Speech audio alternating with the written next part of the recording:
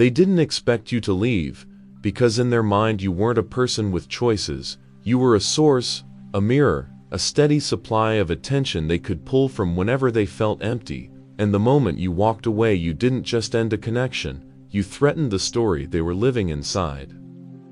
They can pretend they don't care, they can post, they can smile, they can act unbothered, but something inside them starts tightening, because your absence forces them to face a terrifying idea, that they are not as powerful as they believed, and that they cannot control you anymore.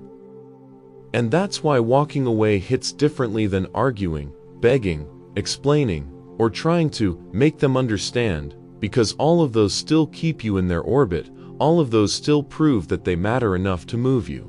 But silence and distance do the opposite. They tell them, without a single word, you don't have access to me. Most people think the ego breaks from being insulted, but that's not the real wound. The ego breaks when it's ignored, when it's no longer the center of your attention, when it can't provoke a reaction, and when its usual tricks stop working.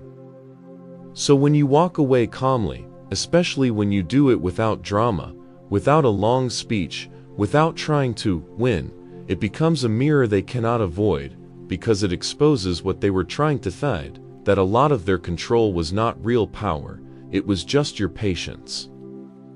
At first, they try to fix it the easy way, not by changing, but by pulling you back into the old pattern, and this is where it gets interesting, because the ego doesn't want truth, it wants restoration, it wants the familiar setup where they feel important again.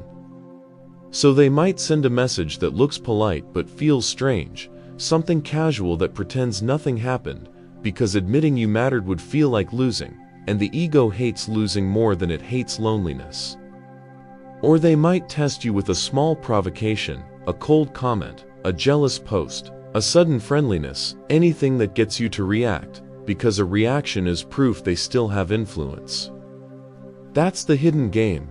It's not always about love or hate, it's about control, and when you don't respond, the pressure builds, because now they're forced to sit with themselves, and for people who rely on external validation to feel stable, sitting with themselves feels like falling.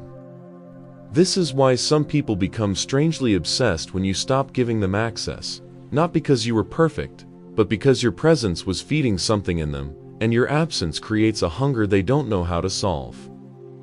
And here's the part most people misunderstand. Walking away doesn't break a healthy person's ego. It wakes them up, because a healthy person can reflect, can admit mistakes, can respect boundaries, and can accept consequences without turning it into a war. But walking away breaks an unhealthy ego because it removes their favorite illusion, the illusion that they are the prize no matter how they behave, the illusion that you'll always be there, the illusion that they can push and pull and you'll keep adjusting your life around them. When you leave, you force a new reality where they are not the center, and that reality feels like humiliation, even if you never insulted them, even if you never exposed them, even if you never did anything except choose your peace. And that's why they sometimes rewrite the story. They will tell themselves you were too sensitive, or not loyal, or overreacting, because if they accept the real reason you left, they would have to admit they lost someone because of their own behavior, and the ego would rather blame you than face itself. So if you've ever wondered why someone suddenly gets colder after you walk away, or why they act like you betrayed them by choosing distance, understand this: you didn't injure them by leaving, you injured the version of them that believed you would never leave. When you keep your distance and you don't rush back in to explain yourself, the next stage usually begins quietly, and it's almost predictable, because the ego always tries to protect itself before it ever tries to grow. They start scanning for signs that you're still emotionally attached, not because they miss you in a healthy way, but because the ego needs proof that it still matters, and that need becomes louder when you stop feeding it. This is why they might watch your stories without saying anything, or suddenly show up in places they know you'll notice, or send a message that looks innocent but is designed to open the door just a little, because a cracked door feels like control returning. And if you respond with warmth too quickly, even if you're just being polite, the ego learns a dangerous lesson, that access can be regained without accountability, and that means nothing really has to change. So then they often switch tactics, because the ego hates being powerless, and if sweetness doesn't work, it may try pressure.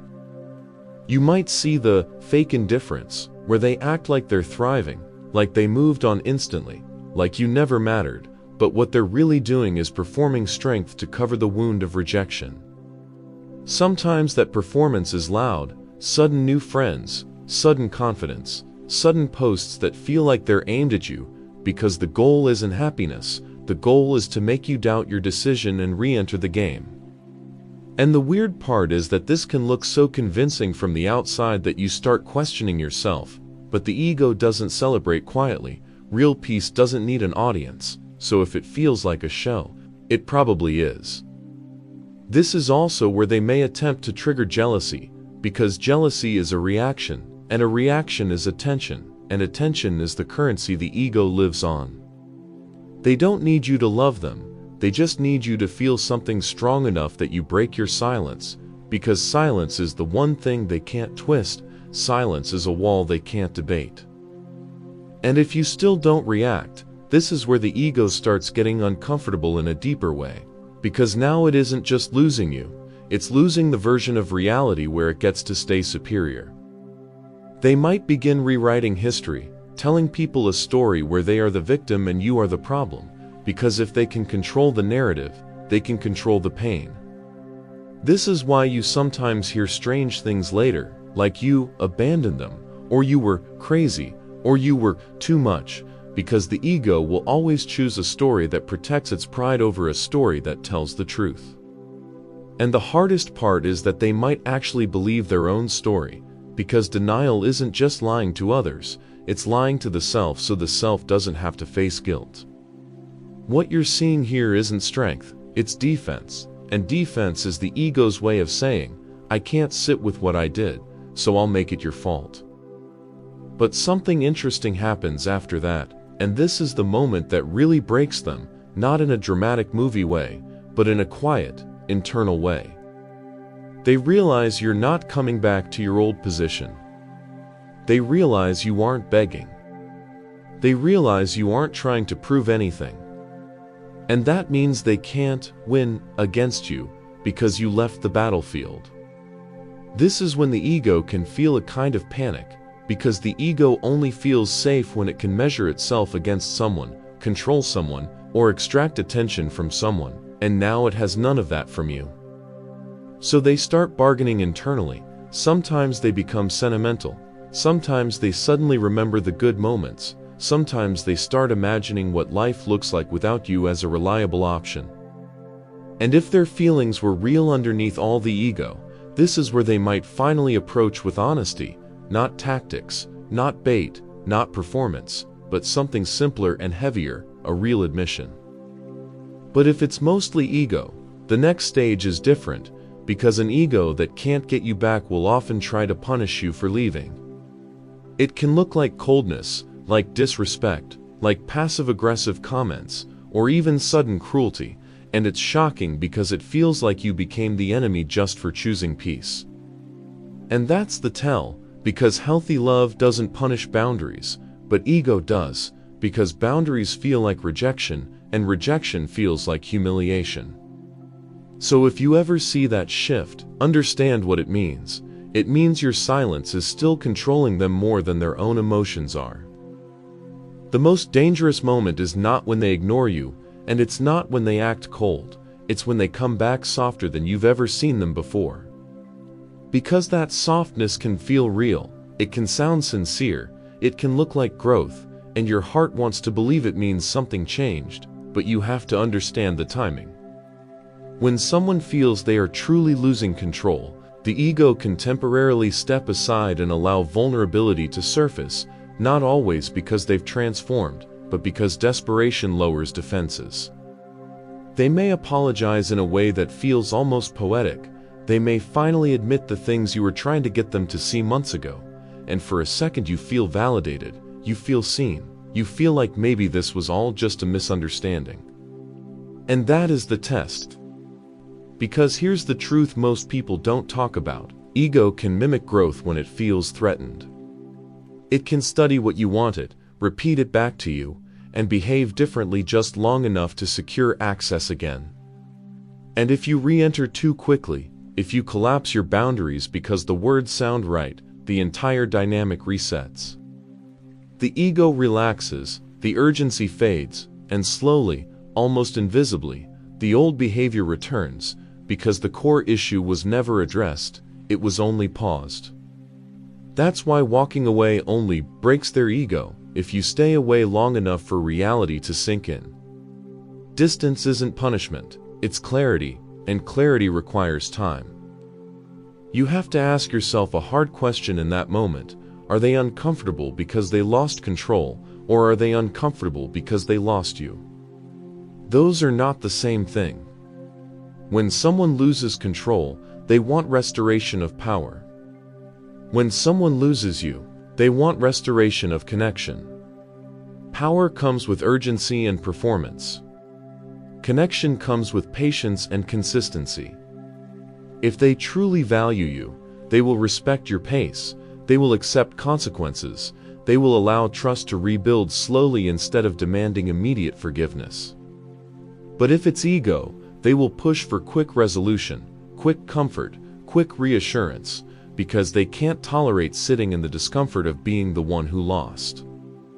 And here's something deeper: when you walk away and stay gone, you are not just affecting them, you are transforming yourself.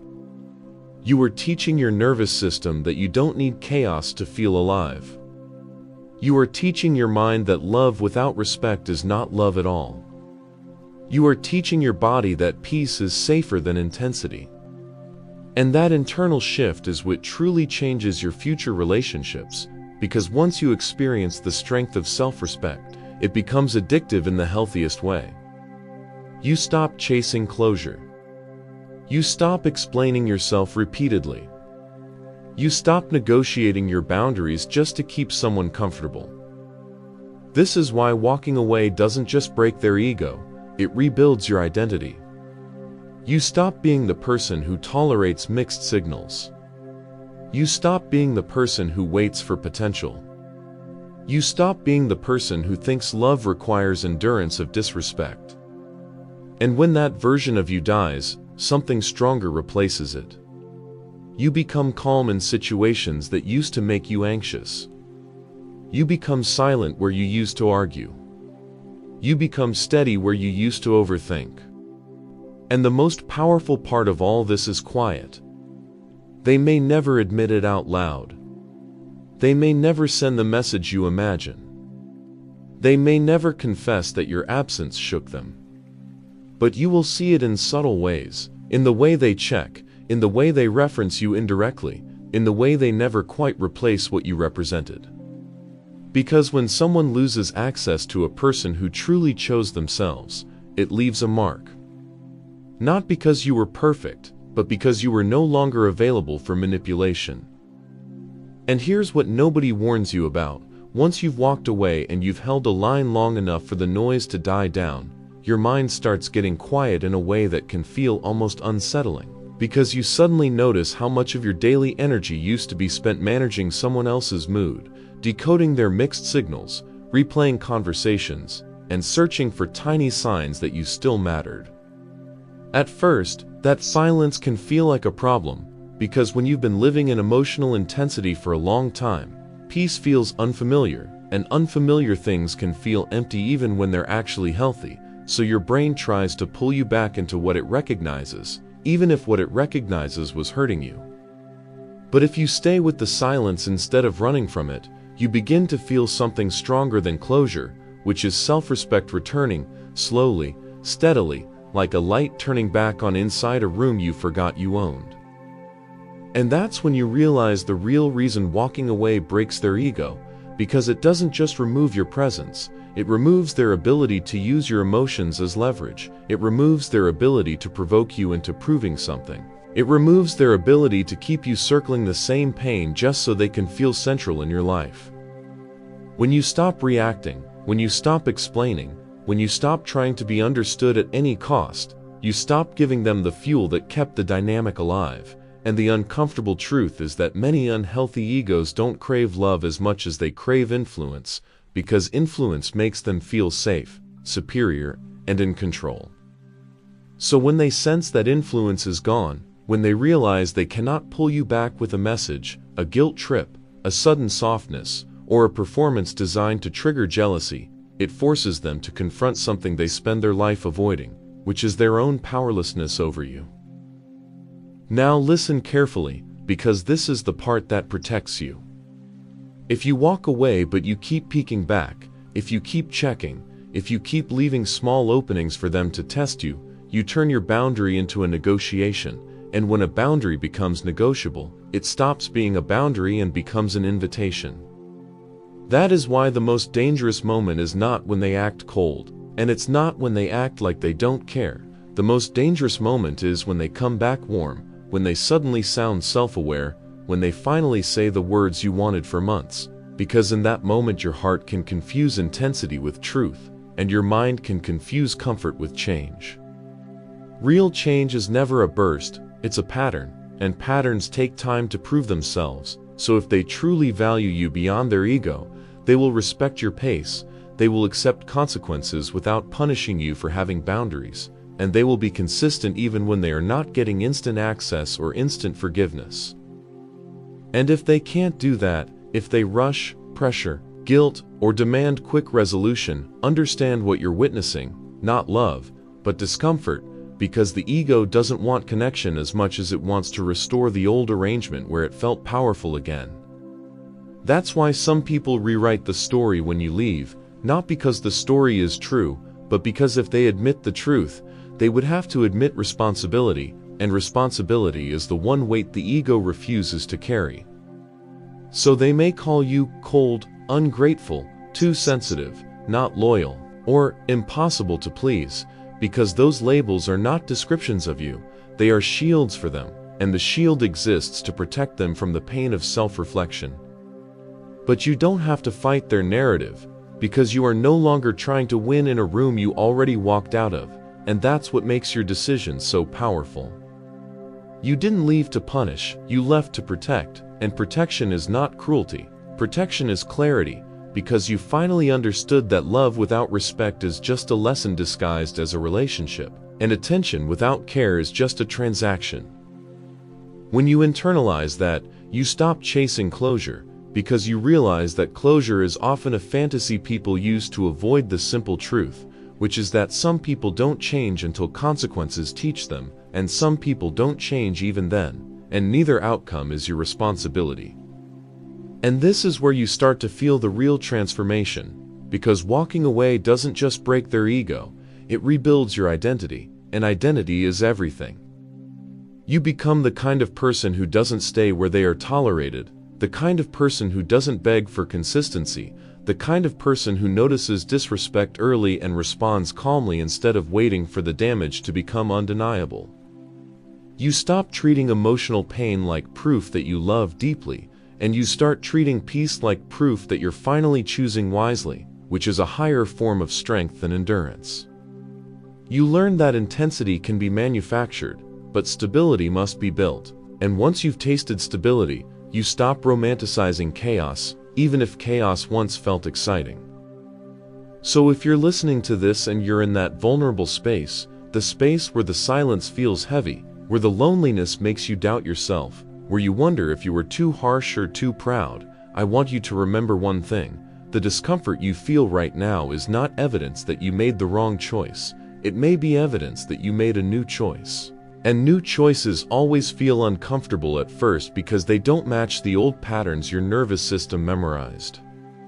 What you're doing is not just leaving a person, you're leaving a version of yourself that tolerated uncertainty, that survived on crumbs, that kept returning to the same door hoping it would finally open differently. And that is a real kind of grief, because even unhealthy attachments can feel familiar, and familiarity can feel like safety even when it isn't. And if one day they look back and realize what they lost, if one day their ego finally collapses into humility and they genuinely grow, that will be their journey, not your mission. Your mission is simpler and harder at the same time, Your mission is to become someone who never again trades peace for potential, someone who never again confuses attention for love, someone who never again shrinks themselves just to keep another person comfortable. Because the moment you become that person, you stop fearing abandonment, since you realize you can always leave what harms you, and that ability, the ability to leave calmly, without begging, without revenge, without noise, is one of the most powerful forms of freedom a human being can develop. So don't measure your progress by whether they regret it, measure your progress by whether you're reclaiming yourself. Don't measure your worth by whether they reach out, measure your worth by whether you're building a life that doesn't collapse when someone exits. And if you stay steady long enough, if you keep choosing dignity over impulsive emotion, if you keep protecting your mind from the urge to relive what broke you, you will notice something that feels almost unbelievable. You will feel lighter, not because you got an apology, but because you stopped needing one to move forward.